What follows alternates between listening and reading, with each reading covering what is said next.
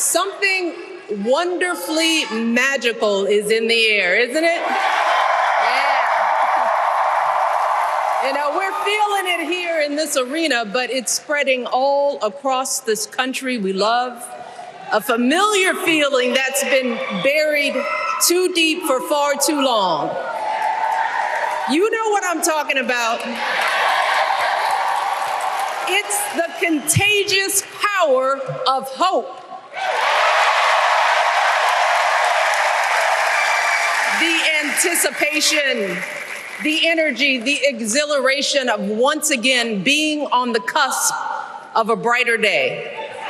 The chance to vanquish the demons of fear, division, and hate that have consumed us and continue pursuing the unfinished promise of this great nation, the dream that our parents and grandparents fought and died and sacrificed for. America, hope is making a comeback.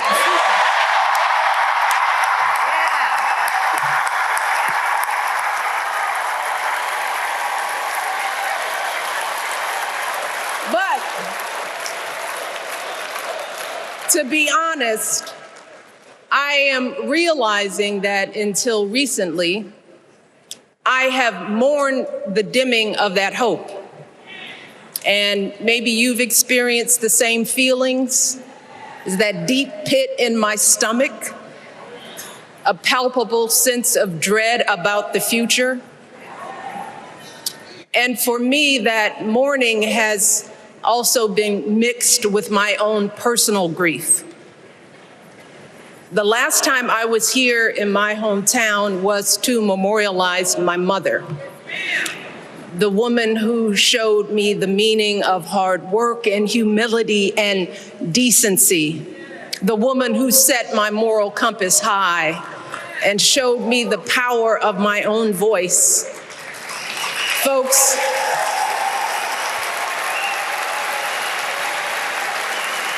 I still feel her loss so profoundly. I wasn't even sure if I'd be steady enough to stand before you tonight, but my heart compelled me to be here because of the sense of duty that I feel to honor her memory and to remind us all not to squander the sacrifices our elders made to give us a better future. You see, my mom, in her steady, quiet way, lived out that striving sense of hope every single day of her life. She believed that all children, all people have value, that anyone can succeed if given the opportunity. She and my father didn't aspire to be wealthy. In fact, they were suspicious of folks who took more than they needed. They understood that it wasn't enough for their kids to thrive if everyone else around us was drowning. So my mother volunteered at the local school. She always looked out for the other kids on the block. She was glad to do the thankless, unglamorous work that for generations has strengthened the fabric of this nation. The belief that if you do unto others, if you love thy neighbor, if you work and scrape and sacrifice, it will pay off. If not for you, then maybe for your children or your grandchildren. You see, those values have been passed on through family farms and factory towns, through tree-lined streets and crowded tenements, through prayer groups and National Guard units and social studies classrooms. Those were the values my mother poured into me until her very last breath. Kamala Harris and I built our lives on those same foundational values. Even though our mothers grew up an ocean apart, they shared the same belief in the promise of this country. That's why her mother mother moved here from India at 19. It's why she taught Kamala about justice, about the obligation to lift others up, about our responsibility to give more than we take. She'd often tell her daughter, "Don't sit around and complain about things, do something." So, with that voice in her head, Kamala went out and she worked hard in school, graduating from an HBCU, earning her law degree at a state school.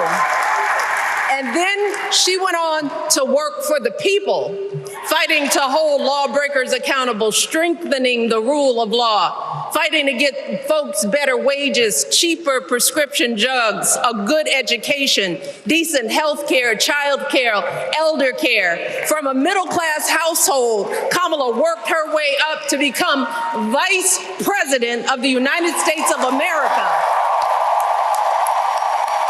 My girl, Kamala Harris, is more than ready for this moment.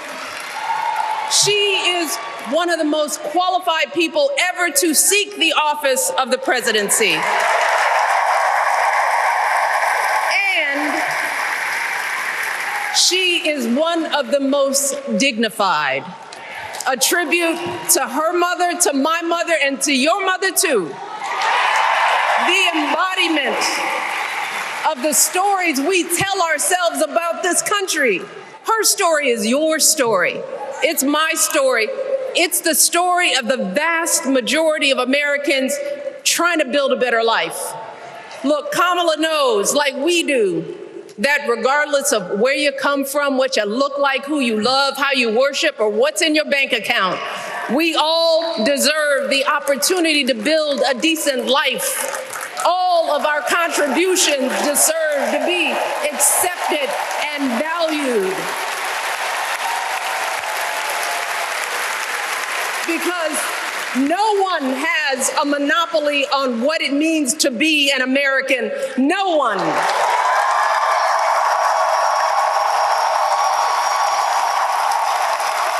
Kamala has shown her allegiance to this nation, not by spewing anger and bitterness, but by living a life of service and always pushing the doors of opportunity open to others. She understands that most of us will never be afforded the grace of failing forward. We will never benefit from the affirmative action of generational wealth.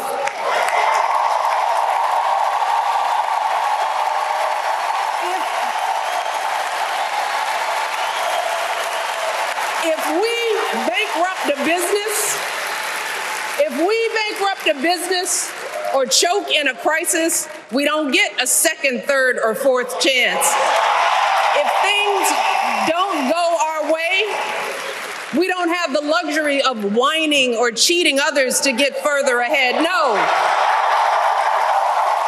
We don't get to change the rules so we always win.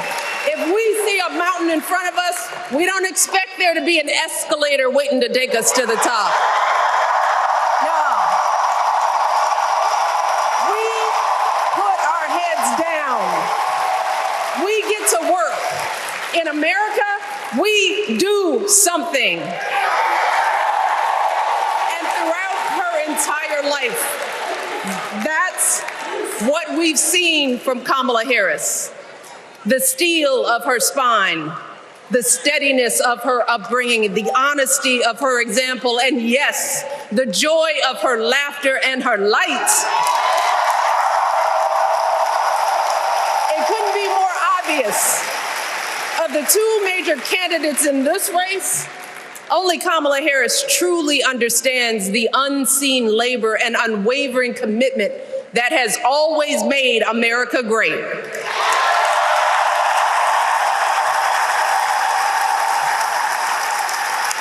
Now, unfortunately, we know what comes next. We know folks are going to do everything they can to distort her truth. My husband and I sadly know a little something about this. For years, Donald Trump did everything in his power to try to make people fear us.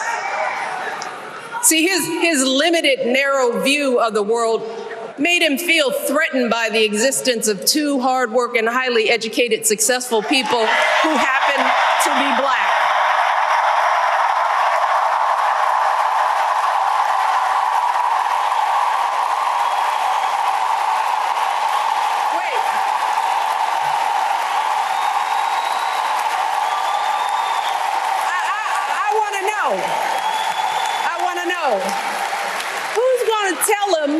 Who's going to tell him that the job he's currently seeking might just be one of those black jobs?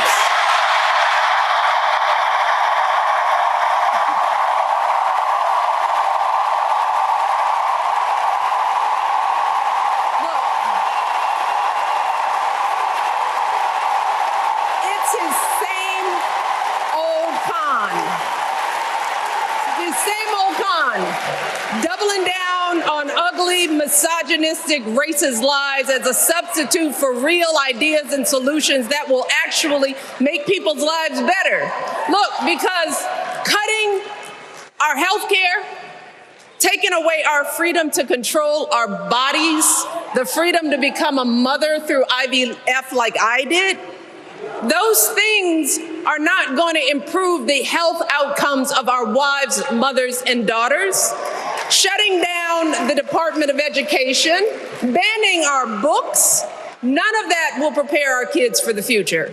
Demonizing our children for being who they are and loving who they love, look, that doesn't make anybody's life better.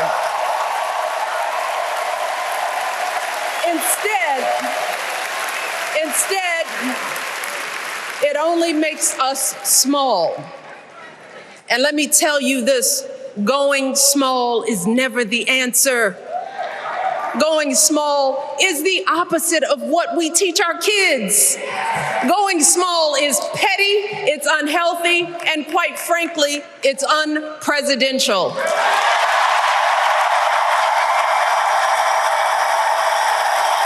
So, why would any of us accept this from anyone seeking our highest office? Why would we normalize that type of backward leadership? Doing so only demeans and cheapens our politics. It only serves to further discourage good, big-hearted people from wanting to get involved at all. America, our parents taught us better than that, and we deserve so much better than that. That's why we must do everything in our power to elect two of those good, big-hearted people. There is no other choice than Kamala Harris and Tim Walz. No other choice.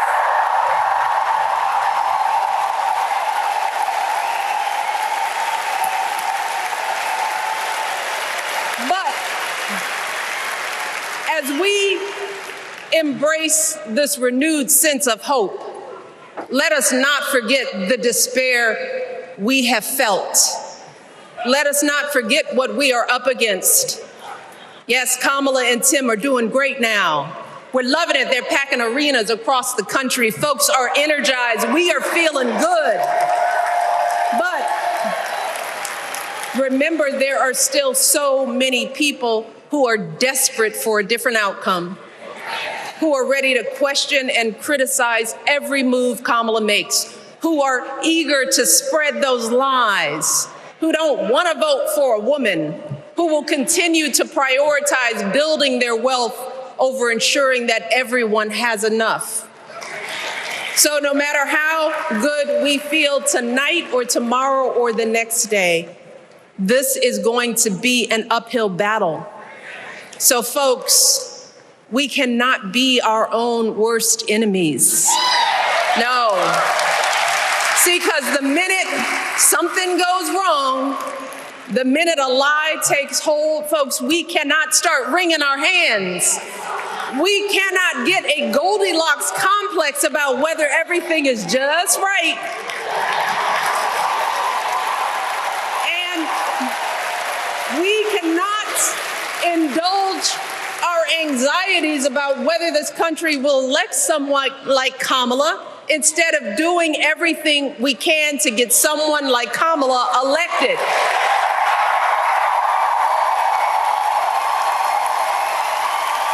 Kamala and Tim, they have lived amazing lives. And I am confident that they will lead with compassion, inclusion, and grace. But they are still only human. They are not perfect. And like all of us, they will make mistakes. But luckily, y'all, this is not just on them. This is up to us, all of us, to be the solution that we seek. It's up to all of us to be the antidote to the darkness and division. Look, I don't care how you identify politically, whether you're Democrat, Republican, Independent, or none of the above. This is our time to stand up for what we know in our hearts is right.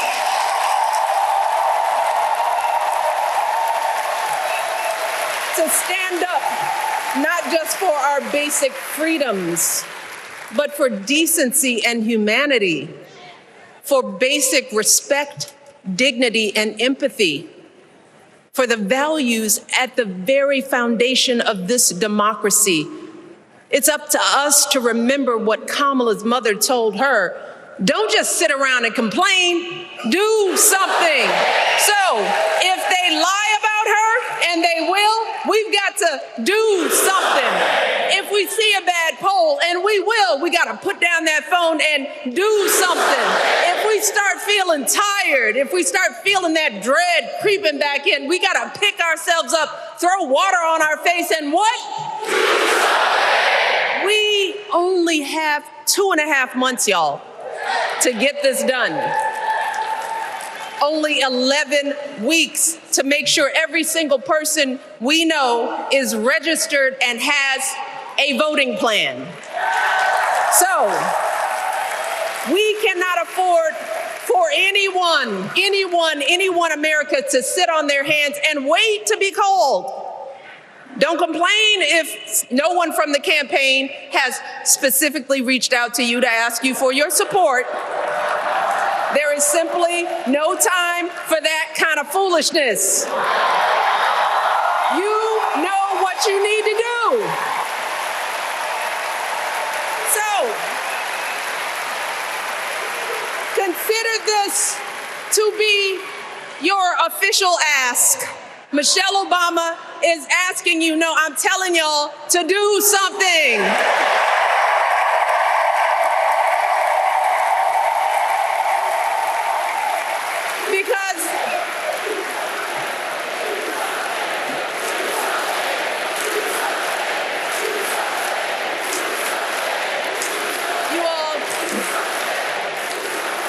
This election is going to be close. In some states, just a handful, listen to me, a handful of votes in every precinct could decide the winner.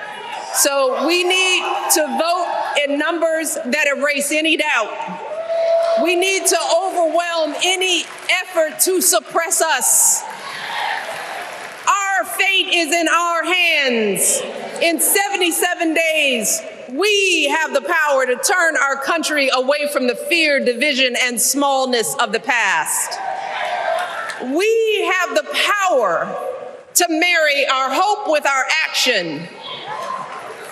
We have the power to pay forward the love, sweat, and sacrifice of our mothers and fathers and all those who came before us. We did it before, y'all, and we sure can do it again. Let us work like our lives depend on it.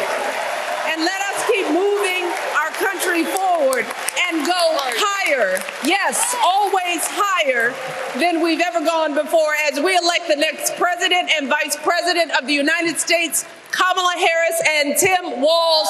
Thank you all. God bless. we spend a lot of time deconstructing the news, trying to parse it into a form that everybody can understand. We try to find those little nitpicks where it flies above the fray, etc.